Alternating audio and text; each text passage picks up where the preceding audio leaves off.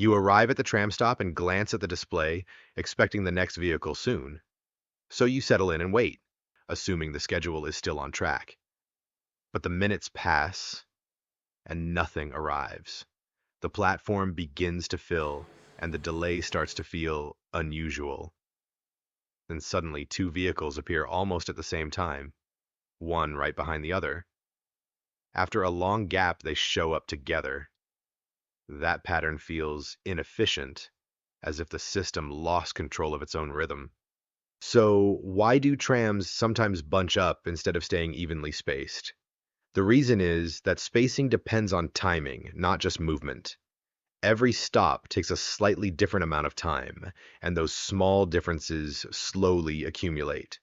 Some passengers board quickly, while others need more assistance, or carry luggage or pause at the doors. A crowded platform makes boarding slower, and even a delay of a few seconds can begin to shift the schedule. When one tram falls behind, more passengers gather at the next stop.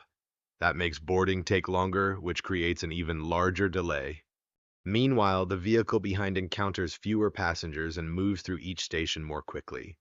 Step by step, the gap between them shrinks.